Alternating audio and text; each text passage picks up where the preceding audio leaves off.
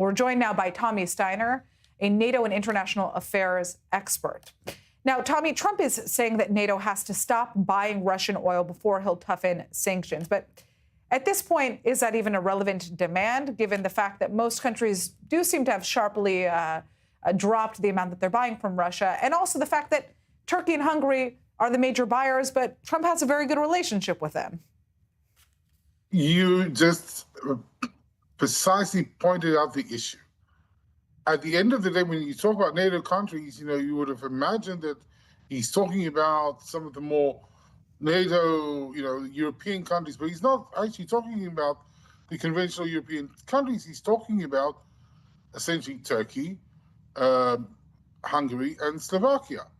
Now, these three countries have leaders that are known to be quite close to President Trump. Mm-hmm. So the whole issue raises two questions. Why is he doing it? Is it a way for him also to, try and tell the Russians that he is unhappy with the recent incursions of drones to Poland, but also apparently to Romania yesterday?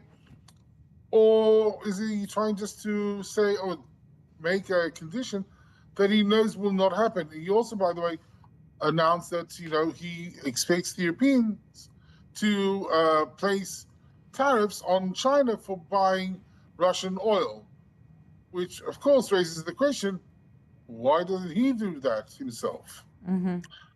But there's no answer because right now, China and the United States have agreed to reduce their tariff hikes. So that leaves the question rather open, what is going on and what is going through his mind at this stage?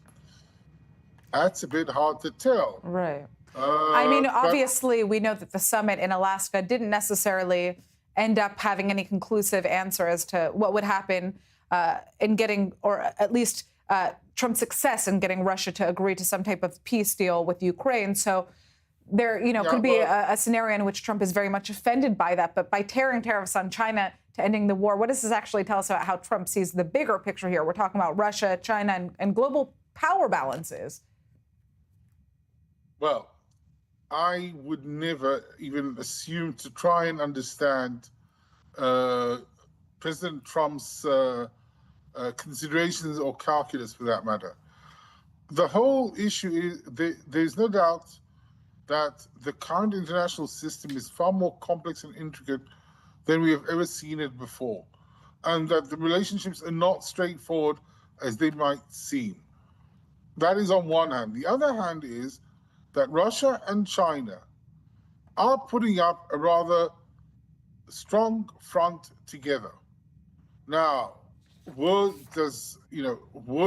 tariffs, excessive tariffs on China, undermine the resolve of the Chinese to support the Russians?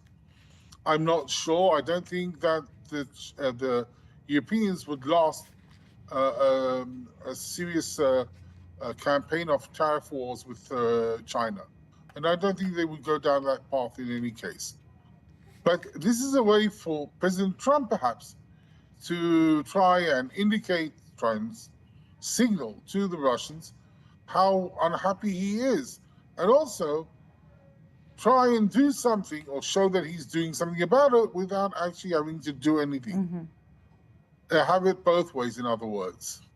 But in that respect, it shows how unruly the international system has become, because it is hard for either side to try and compel various parties to do or to abide by your interests. Right. At the end of the day, I doubt if the Chinese are so happy about the Russian actions, about their incursions into Europe, while their foreign minister is in Europe. I'm not sure that the Chinese are thrilled about this idea. Right. All right. But on the other hand... Well, yes. Go ahead. Finish that last sentence, and then now, unfortunately... But on the other hand, the worst possible outcome for the Chinese would be for Russia to lose face in Ukraine. Right. The balance is difficult. Absolutely. Tommy Steiner, thank you so much for joining us. Very interesting to hear your input.